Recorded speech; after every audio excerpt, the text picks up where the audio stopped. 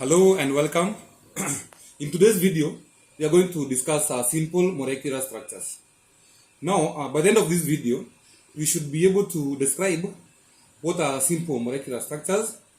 Then you should be able to describe what are some properties of these structures and how these properties relate or are linked to their boiling and melting point, their solubility in water, and electric conductivity.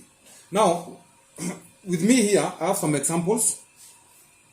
And some of these examples include, we have hydrogen chloride, we have water, we have sulfur, we have hydrogen gas, and then we have nitrogen gas. Now, most of these structures are usually gases, although now we have water, which is a liquid, sulfur, which is a solid, and also iodine. We have carbon dioxide, and most gases, oxygen. Most of these gases are usually in simple molecular structures. Now, the reason why we say that they are simple molecular structures is because, as you can see, for example, here, we have a hydrogen molecule here, that is two hydrogen atoms, joined together by very strong covalent bonds. Remember that covalent bond is formed by sharing of electrons between these hydrogen atoms.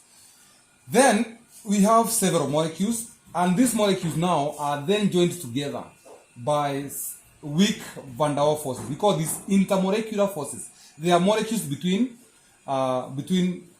molecules, and they are usually very weak forces. As you can see here, this nitrogen atom and nitrogen atom are joined together by a strong covalent bond. Remember, they are sharing some electrons, and then these molecules are joined together by very weak van der Waals forces. They are very weak van der Waals forces, but these covalent bonds are very strong. Now, if you look at water here, water is made of oxygen and two hydrogen atoms. These atoms here are joined together by very strong covalent bonds, and now the molecules, this one molecule of water, another molecule of water, another molecule of water. Remember, these molecules can grow as long as we have molecules of water, are joined by a relatively strong hydrogen bonds. These bonds here are stronger than these weak van der Waals forces here. We shall see how now this is related to their boiling point and melting point. We have another molecule here. This is a sulfur molecule. We have sulfur atom. This is called an S8 ring. 1, 2, 3, 4, 5, 6, 7, 8. This is a ring made of 8 sulfur atoms and are joined together by very strong covalent bonds. But now this ring and this ring is joined together by very weak van der Waals forces. Now, these molecules here, or the structures of, now these molecules have very low boiling and melting point. Why? When these molecules boil, it is these weak van der Waals forces that are overcome. And because these forces are very weak, you just require a very little amount of heat to break these forces, and so that these molecules now will move apart, and that is boiling. However, for water has got some relatively higher melting and boiling point, more than sulfur and nitrogen and other gases, because as you have seen, they have hydrogen bonds which are relatively stronger. So relatively high temperatures are required to break these bonds and to allow the water molecule now to move apart, which we call now boiling. Now, these molecules do not conduct electricity for one reason.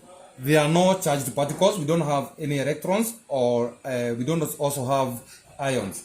The reason is the atoms of these molecules are joined together by a covalent bond, and so there is no ion that is formed.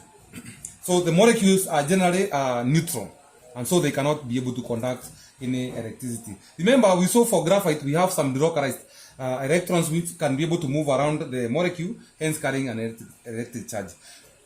Now, these molecules are also generally insoluble. They are not soluble in water. For the same reason, they are not polarized. They don't have any charge.